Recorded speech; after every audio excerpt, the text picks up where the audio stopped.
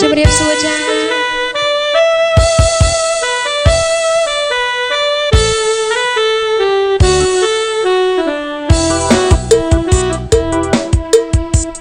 ស្រអែមខៀវខ្ចី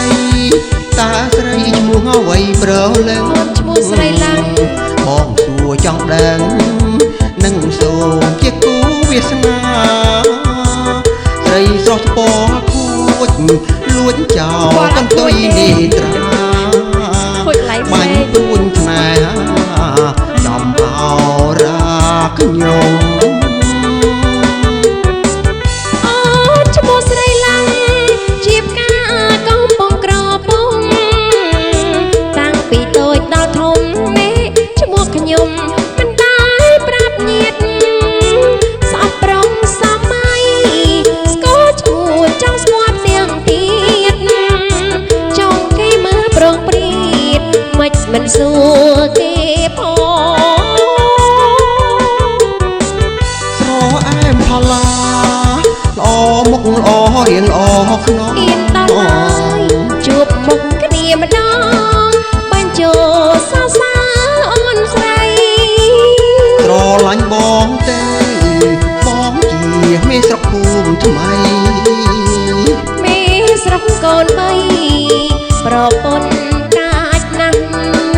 មិនកាចទេអូឈិត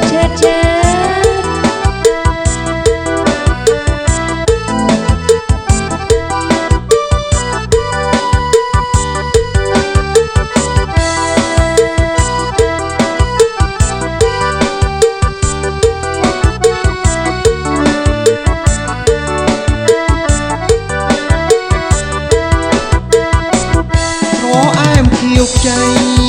តាស្រីឈ្មោះអ្វីប្រលឹងបងសួរចង់ដឹងនឹងសូមជាគូវាសនាស្រីស្រស់ស្ពណ៌ខួចលួចចោលកន្ទុយនេត្រាបាញ់ព្រួញស្នេហាចំអោរាខ្ញុំ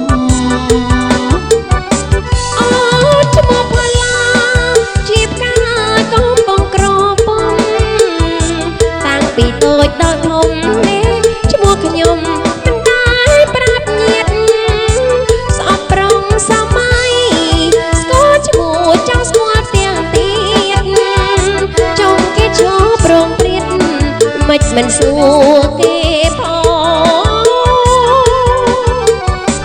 ស្រអែមផល្លាល្អមុខល្អរៀងល្អខ្នងអៀនដល់ហើយជួបមុខគ្នាម្ដង